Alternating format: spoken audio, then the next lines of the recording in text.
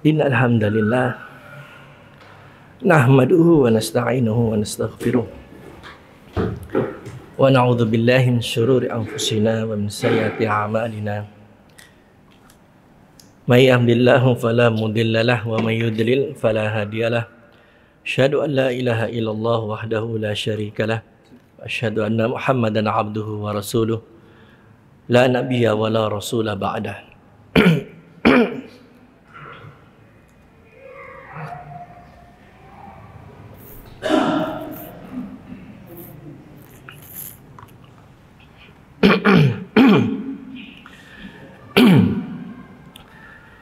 Qad qala Allah Ta'ala fi kitabihil karim, a'udzu billahi minasy syaithanir rajim.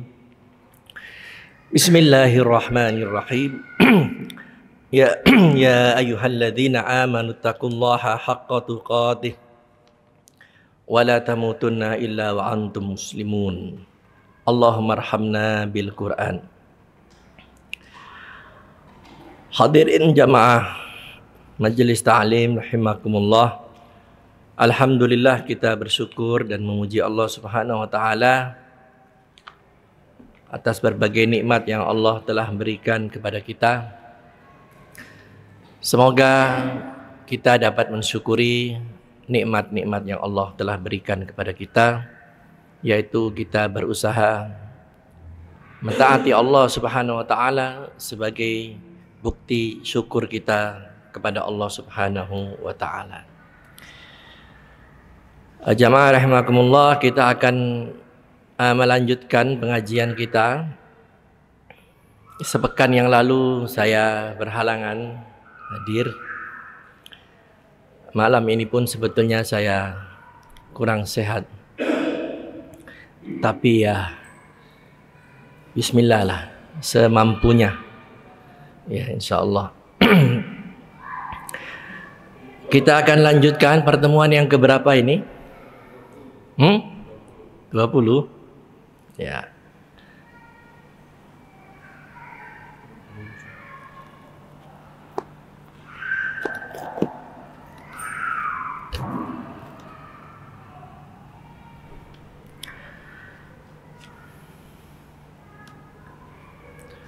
Ya. Pertemuan malam hari ini pertemuan yang ke-20. Ya. Di mana 2 pekan yang lalu saya telah menyampaikan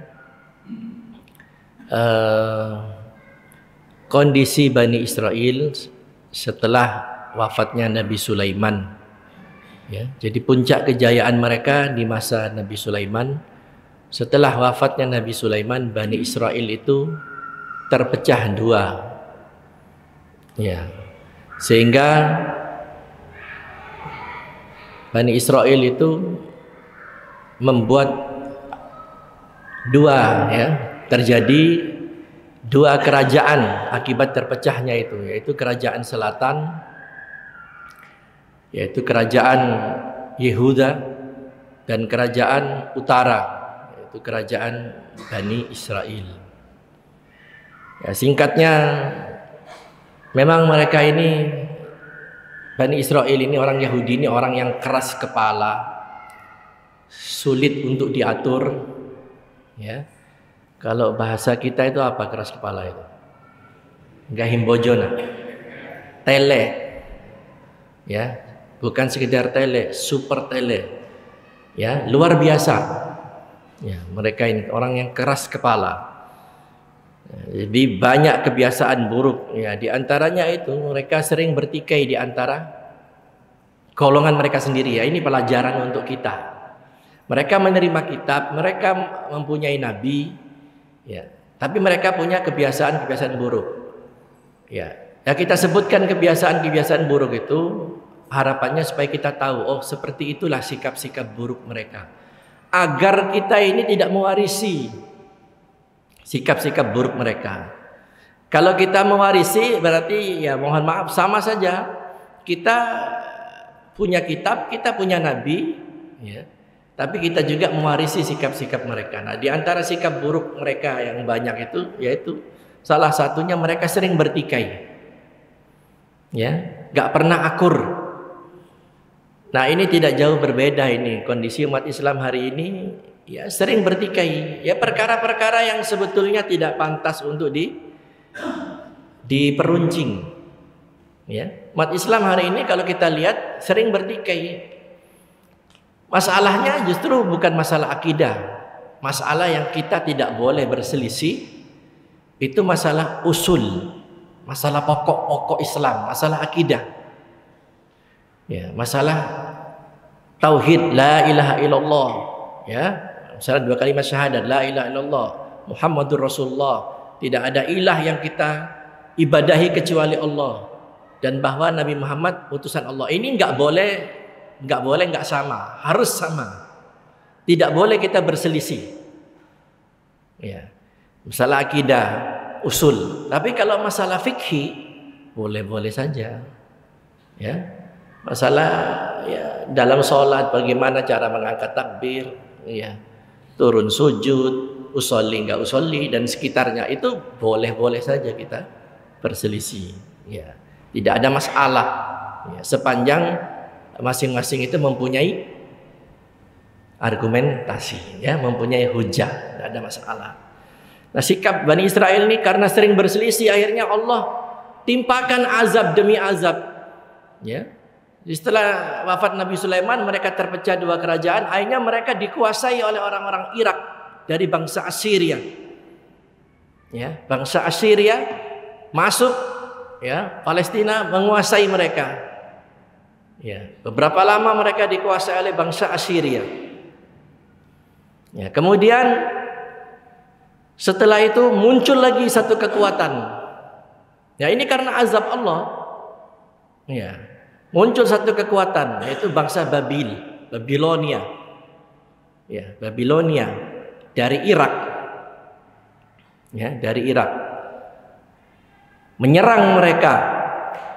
Ya, dipimpin langsung oleh, ya, rajanya, ya, Nebukadnezar.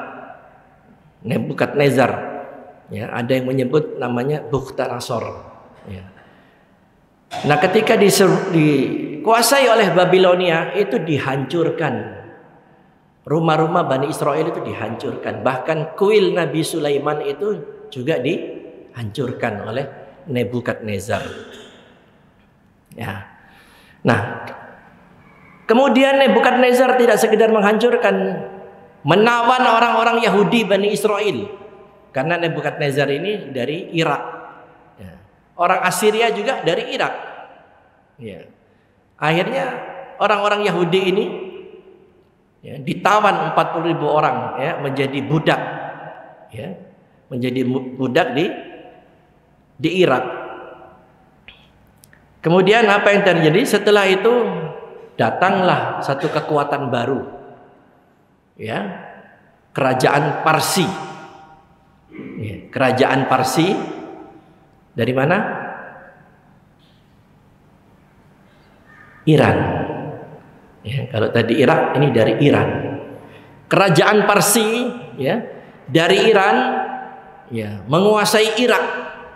Ya, mengalahkan orang Babilonia. Akhirnya menguasai lagi Palestina. Ya, jadi Palestina lepas daripada kekuasaan Babilonia, dikuasai oleh orang-orang Parsi. Nah, di zaman kekuasaan Parsi ini, orang-orang Yahudi ini bisa bernapas lega. Ya. Mereka di zaman dikuasai oleh Parsi, mereka diberikan kemerdekaan. Mereka diberikan kebebasan. Ya. Artinya mereka aman. Ya, bahkan orang-orang yang jadi tawanan di Irak itu dipulangkan oleh penguasa Parsi, ya, oleh Kisra Parsi itu dipulangkan, ya, masuk lagi ke Palestina. Ya, selama berapa tahun mereka jadi budak. Kemudian ketika Parsi menguasai, orang-orang yang diperbudak ini dikembalikan lagi ke Palestina. Nah, ketika dalam kekuasaan Parsi inilah Bani Israel, ya, kembali menata hidup, ya. Kemudian mereka membangun kembali, ya, Solomon Temple, kuil Sulaiman yang sempat dihancurkan oleh Nebukadnezar, ya, raja Babilonia. Dibangun oleh penguasa mereka yang bernama Herodes.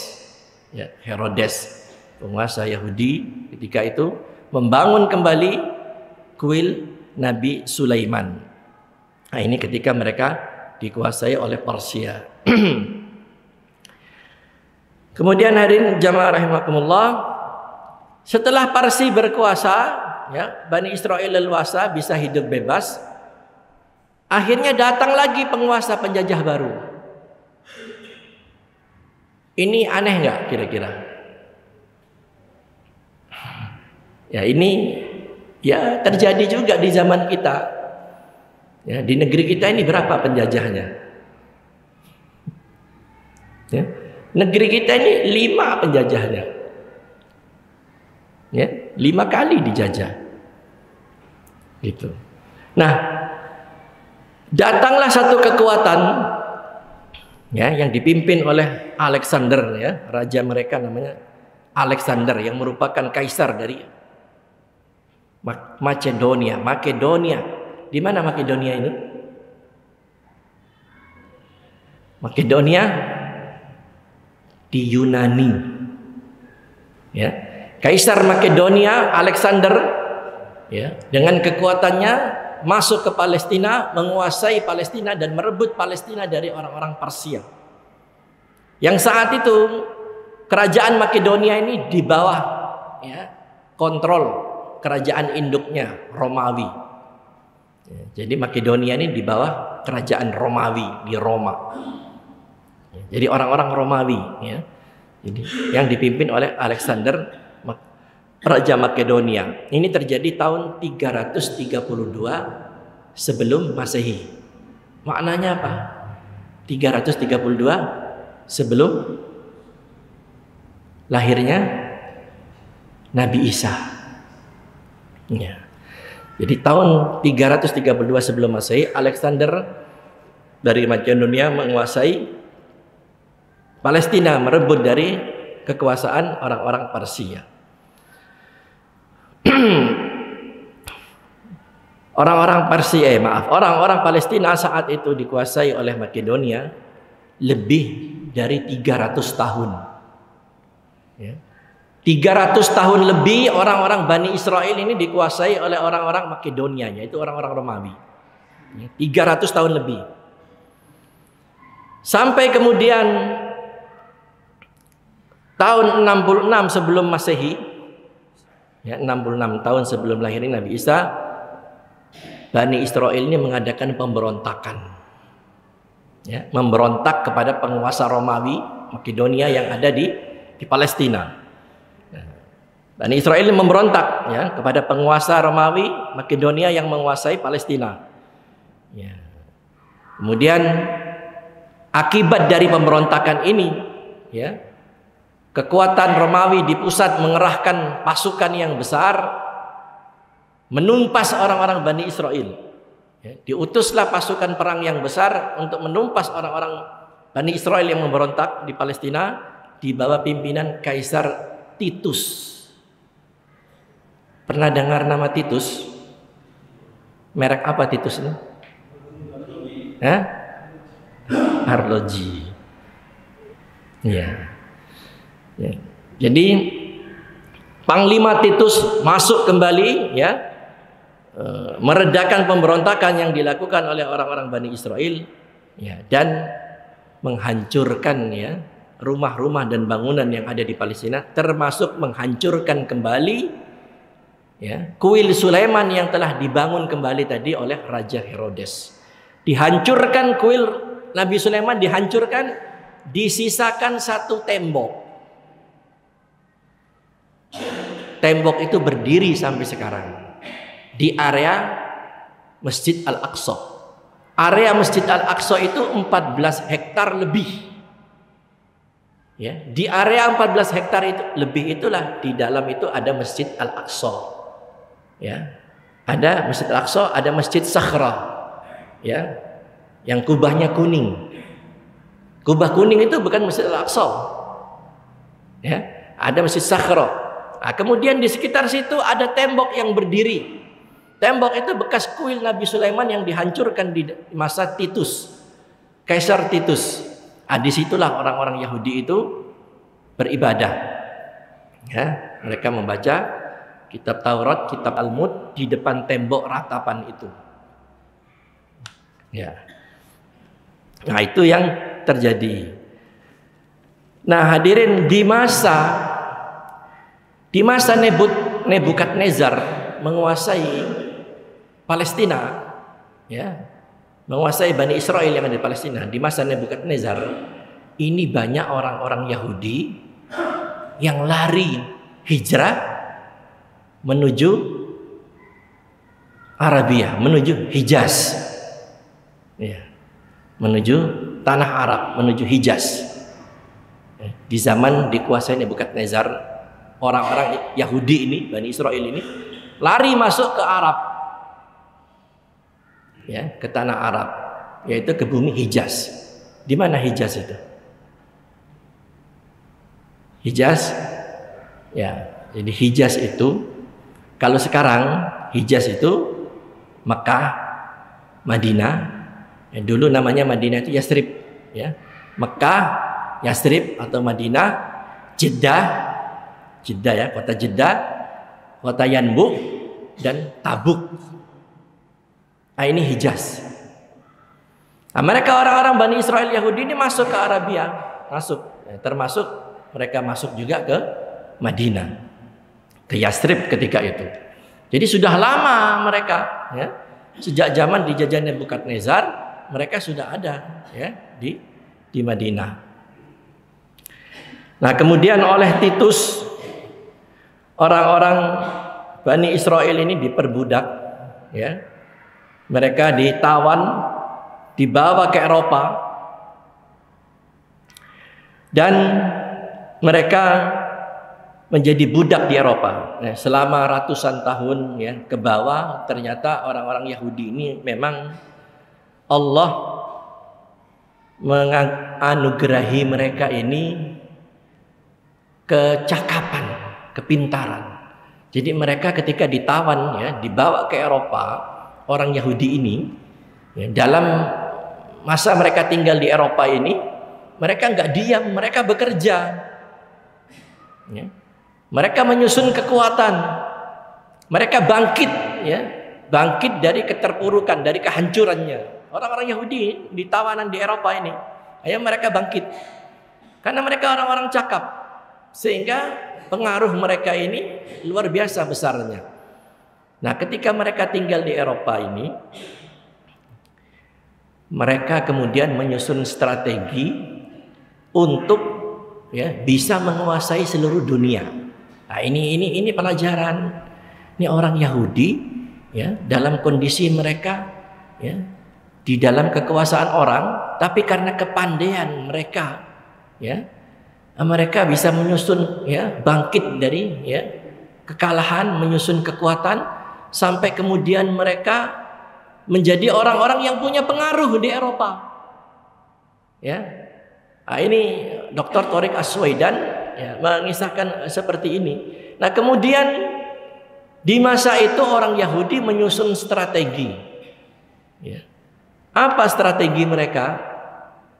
Strategi mereka yaitu ingin menguasai dunia. Dengan cara apa? Ya, dengan cara diaspora. Pernah dengar diaspora? Apa diaspora itu? Ya, diaspora itu memencar, ya. Fase diaspora, fase mereka memencar ke seluruh dunia, ke seluruh dunia belahan timur dan seluruh dunia belahan barat, ya. Sampai di zaman kita ini akhirnya Yahudi itu menjadi dua kelompok besar, Yahudi Sapardim dan Yahudi Eskanazim, ya, sampai sekarang ini. Nah, mereka berpencar di seluruh dunia, dan di tiap-tiap negara yang mereka ada di dalamnya, mereka punya pengaruh, ya, mereka punya pengaruh. Ini hebatnya orang Yahudi, itu. Nah, fase itu disebut fase diaspora. Ya. Sampailah turun ke bawah setelah zaman Nabi Sulaiman, Yahudi dipimpin oleh penerusnya Nabi Sulaiman walaupun mereka bukan nabi. Akhirnya sampai kemudian orang-orang Bani Israel ini di era Nabi Zakaria ini, sebenarnya sudah saya sampaikan ini di era Nabi Zakaria di pertemuan yang keberapa tempoh hari. Tapi tidak apa-apa, saya ulang lagi ya. Sampailah di era masa Nabi Zakaria, Nabi Yahya dan Nabi Isa. Ya. Nah, di era 3 nabi ini orang Yahudi kembali menunjukkan sifat buruknya. Ya. Wa qatlahumul anbiya'a bighairil haq. Ya. Mereka membunuh para nabi mereka tanpa alasan yang benar. Ya, di era Nabi Zakaria, Nabi Yahya, Nabi Isa, itu semua dibunuh oleh orang-orang Yahudi. Ya, sebabnya saya sudah sampaikan. Ya, di antaranya Nabi Yahya. Ya, Nabi Yahya, Masya Allah, Nabi Yahya ini orang yang santun, santun, pemurah. Ya. Nabi Yahya ini ditakdirkan sejak kecil, karakter bawaan anak kecil itu apa? Bermain. Ya. Sejak kecil teman-teman bermain, Nabi Yahya jarang mau bermain. Sejak kecil dia memang sudah beribadah kepada Allah. Ya, Nabi Yahya ini. Nah, Nabi Yahya ketika dia sudah tumbuh dewasa menjadi mufti, orang tempat bertanya, yang menguasai kitab Taurat. Nah, saat itu Nabi Yahya melihat ada salah satu pembesar Bani Israel yang dia ini menikahi keponakannya sendiri. Keponakannya sendiri yang masih mahramnya. Maka ditentang oleh Nabi Yahya. Nabi Yahya mengingatkan berdasarkan hukum kitab Taurat ini terlarang. Tetapi si raja ini yang saat itu dikisahkan kedudukannya di Damaskus, si raja yang dari Damaskus ini sudah terlanjur cinta sama ponakannya sendiri ini, sehingga ponakannya menawarkan, kalau engkau benar cinta sama saya minta mahar. Apa maharnya? Maharnya itu kepalanya Nabi Yahya. Maharnya kepalanya Nabi Yahya. Maka diutuslah pasukan. Ini wanita ini yang memerintahkan ini. Diutuslah pasukan untuk memburu Nabi Yahya. Singkat cerita, Nabi Yahya ditangkap, diburu, dipenggal kepalanya, darahnya disimpan di satu tempat. Kemudian dibawalah kepala Nabi Yahya itu bersama darah-darahnya itu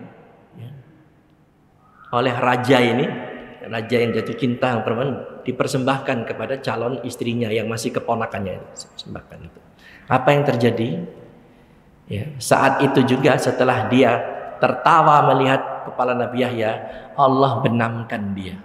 Saat itu juga Allah benamkan dia ke bumi bersama pasukan tadi yang memburu dan membunuh, dibenamkan semua oleh Allah di bumi. Sementara pasukan yang tidak terlibat itu selamat. Nah, ini kekuasaan Allah. Nah, ini bedanya umat kita Nabi Muhammad dengan umat-umat terdahulu. Saya sudah sampaikan. Ketika umat terdahulu itu melanggar, berbuat dosa, saat itu juga Allah turunkan hukuman. Berbeda dengan kita. Kita ditangguhkan azab ini, diberi waktu kita ini untuk bertobat. Kalau umat terdahulu saat itu juga dibayar. Ditenggelamkan. Si wanita ini dengan para tentara yang memburu ditenggelamkan ke bumi.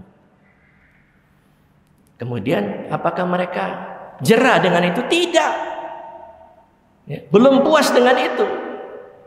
Akhirnya apa? Orang-orang Yahudi ini malah memburu Nabi Zakaria. Bapaknya Nabi Yahya. Diburu oleh mereka. Nabi Zakaria yang sudah tua saat itu lari masuk ke hutan. Bersembunyi, qadarullah, ada pohon besar, Allah takdirkan pohon besar itu terbuka atas kuasa Allah. Masuklah Nabi Zakaria ke dalam pohon besar itu. Saat dikejar-kejar oleh tentara yang ingin membunuhnya ini. Masuklah Nabi Zakaria ke pohon besar itu. Tapi sayang memang Allah sudah takdirkan. Apa yang terjadi? Bajunya Nabi Yahya ini terjepit di luar. Sehingga mereka mengetahui tempat Nabi Yahya. Ya. Tapi pohon itu tertutup. Ya. Atas izin Allah, takdir Allah, tertutup pohon. Akhirnya apa? Mereka gergaji pohon itu. Gergaji. Jadi Nabi Yahya mati dipenggal. Nabi Zakaria digergaji. Ya, jadi kalau kita ikuti sejarah para nabi dalam rangka membawa yang benar itu nggak ada yang mulus Pak, nggak ada. Dapat piala, nggak ada. Diundang ke istana, nggak ada. Ya. Hampir semua nabi-nabi yang membawa risalah, membawa yang benar itu tidak ada yang mulus. Kalau tidak dimusuhi oleh penguasanya, dimusuhi oleh umatnya. Kalau tidak dimusuhi keluarganya, dimusuhi istrinya, dimusuhi anaknya. Ya.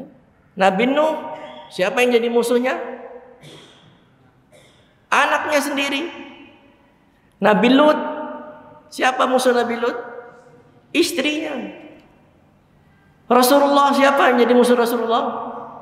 Paman-pamannya, sepupu-sepupunya, bukan orang lain. Jadi judul cerita orang bawa kebenaran itu dimusuhi itu bukan barang baru. Ini yang perlu saya sampaikan. Jadi cerita orang bawa Islam, bawa kebenaran lurus dimusuhi itu bukan barang baru. Justru barang baru, justru yang aneh kalau ada orang bawa kebenaran Islam gak punya musuh. Nah, ini aneh. Itu aneh. Jadi orang bawa Islam lurus, mana dikasih hadiah, malah nggak ada musuh. Ini aneh. Sebab apa? Musuh ini setan, ya setan. Nah, jadi kalau orang bawa kebenaran, setan malah senang. Ini perlu diberi tanda tanya besar. Kebenaran model apa yang dia bawa? Itu, ya. Nah, singkatnya Nabi Zakaria digergaji. Ya. Tidak selesai sampai di situ. Mereka juga membunuh Nabi Isa alaihissalam. Ya. Nabi Isa mereka bunuh. Mereka tuduh Nabi Isa ini merupakan anak haram, anak zina. Ya. Mereka menuduh Nabi Isa ini anak zina karena terlahir tidak punya bapak. Ya. Mereka buru Nabi Isa, ya. Sampai mereka salib, walaupun yang sebenarnya bukan Nabi Isa yang mereka salib, ya. Tetapi salah satu murid Nabi Isa yang berkhianat, yang Allah serupakan bentuk rupanya mirip dengan Nabi Isa, itulah yang mereka salib. Adapun Nabi Isa Allah angkat ke langit. Wa ma qataluhu wa ma salabuhu walakin syubbiha lahu. Ya, Nabi Isa bukanlah Nabi Isa itu dibunuh, bukan Nabi Isa yang disalib, tetapi walakin syubbiha lahu. Tetapi orang yang Allah serupakan wajahnya mirip Nabi Isa. Tetapi dalam pemahaman mereka memahami bahwa itu Nabi Isa yang disalib. Sebenarnya bukan Nabi Isa. Di sini bedanya kita dengan pemahaman ya agama Nasrani. Mereka meyakini itu Nabi Isa untuk apa? Menebus dosa. Tapi kalau Islam itu bukan Nabi Isa. Ya gitu. Nah itu di zaman Nabi Zakaria, Nabi Yahya, Nabi Isa. Ya, itu Bani Israel itu seperti itu. Kemudian sampailah Yahudi di masa Islam. Ya, Yahudi di masa Islam.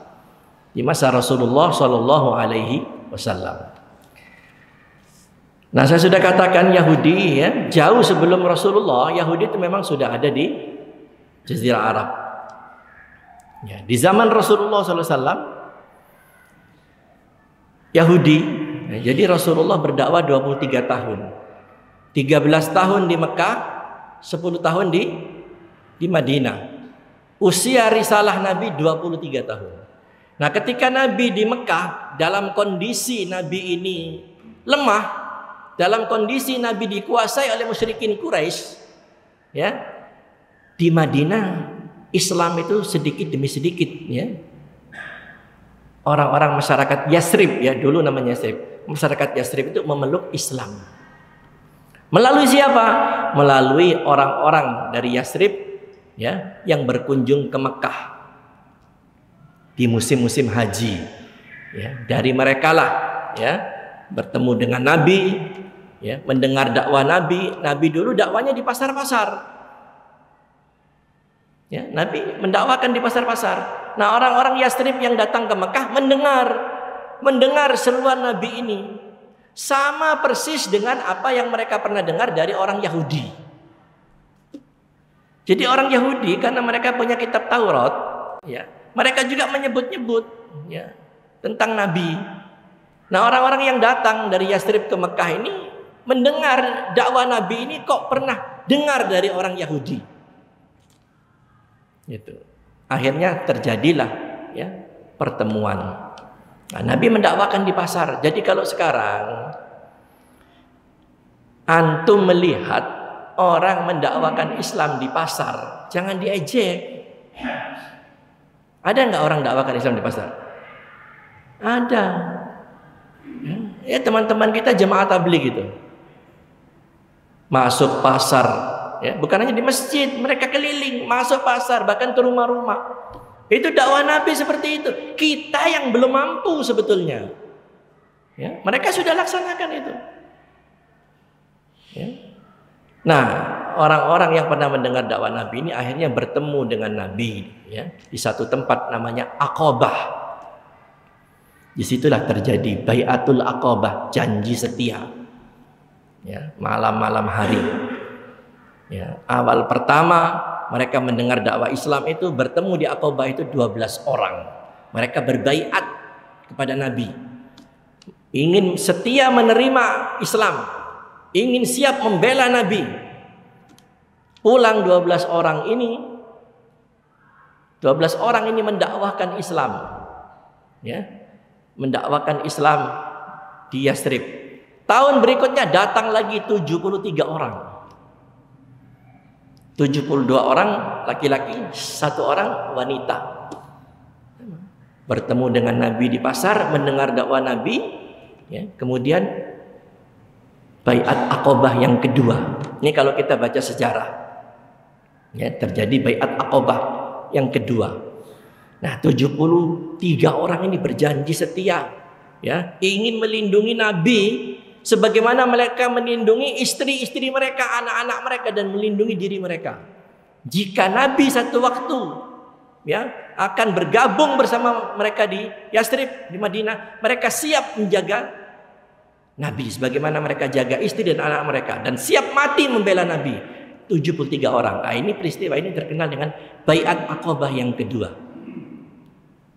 Nah, kemudian 73 orang ini pergi mendakwakan Islam, diutuslah satu utusan oleh Rasulullah, ya, untuk menemani mereka yang sudah mendengar Islam ini untuk menyebarkan Islam di Yasrib. Siapa utusan itu?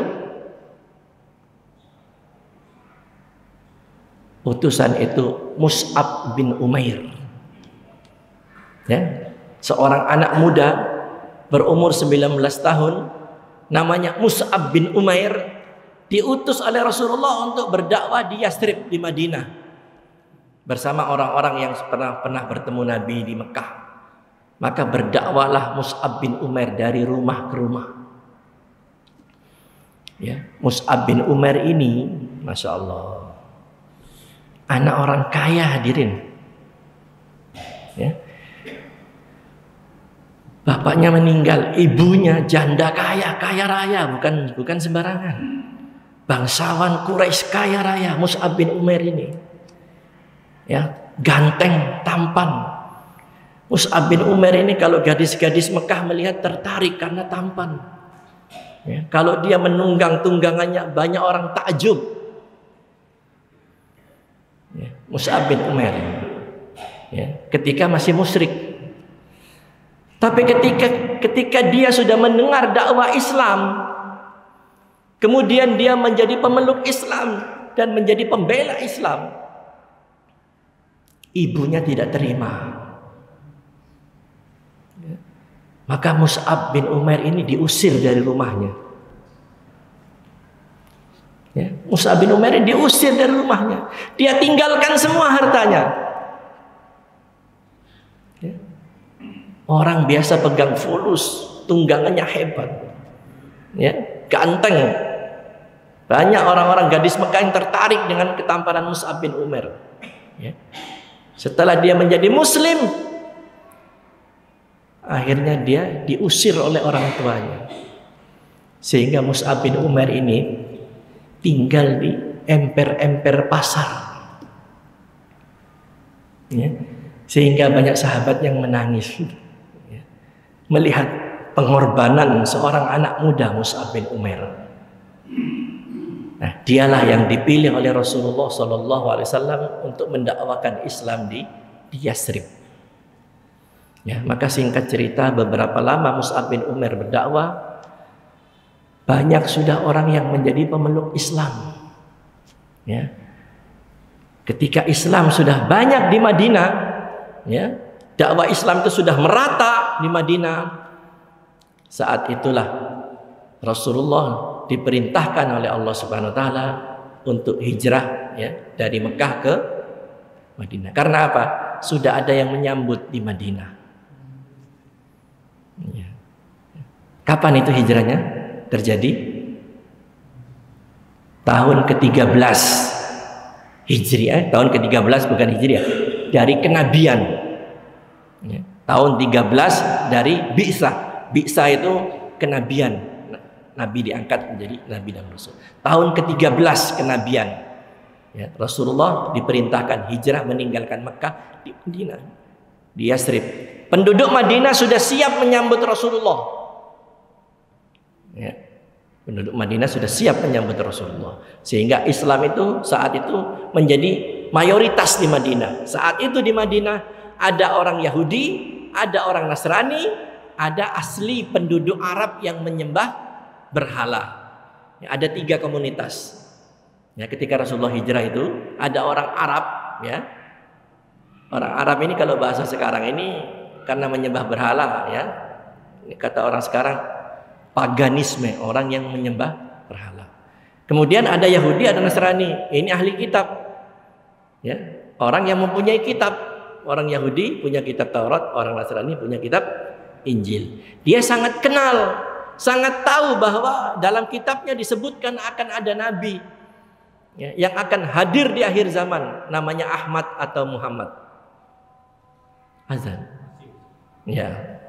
Jadi mereka sangat tahu bahwa akan ada nabi namanya Ahmad atau Muhammad yang merupakan penutup para nabi, yang akan tampil, yang akan tampil. Mereka sangat tahu dan mereka menanti-nanti nabi ini karena mereka sudah tahu. Orang Yahudi menanti nabi yang datang, yang dijanjikan oleh Allah dalam kitabnya. Orang Nasrani juga menantikan. Nah, mereka menganggap nabi yang hadir ini dari golongan mereka,